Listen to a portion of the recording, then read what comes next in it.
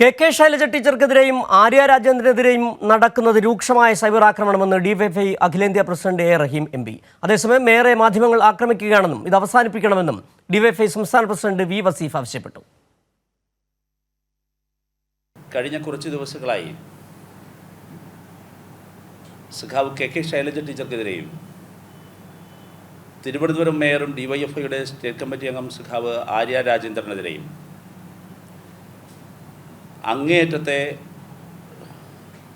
Cyber ബുള്ളിയിങ്ങാണ് നടന്നുകൊണ്ടിരിക്കുന്നത്. എല്ലാവർക്കും കയറി കൊട്ടിയിട്ട് പോകാനുള്ള ചെണ്ടകളാണ് ചെങ്കൊടി പിടിക്കുന്ന വനിതകളെന്ന് ആർക്കെങ്കിലും മിഥ്യാധാരണയുണ്ടെങ്കിൽ ആ മിഥ്യാധാരണ അങ്ങ് അവസാനിപ്പിച്ചേക്കണമെന്ന് പറയാനാണ് ഈ വാർത്താ സമ്മേളനം നടത്തുന്നത്. അങ്ങനെ ഏകപക്ഷീയമായി കയറി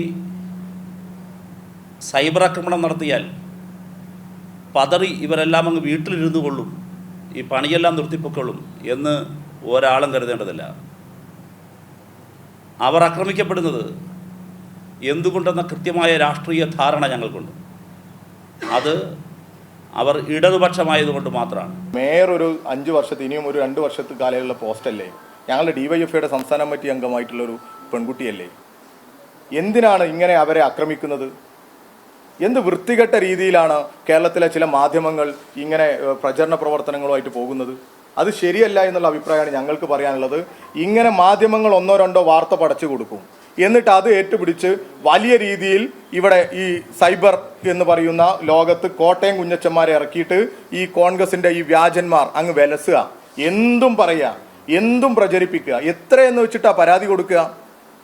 CPM-ന്റെയും ഇടതുപക്ഷത്തിന്റെയും ഡിവൈഎഫ്ഐയുടെയും ഒക്കെ ഭാഗമായി നിൽക്കുന്നവർക്കെതിരെ എന്തൊക്കെ ആക്ഷേപങ്ങളാണ് ഈ പൊതു മാധ്യമത്തിലൂടെ വരുന്നത്?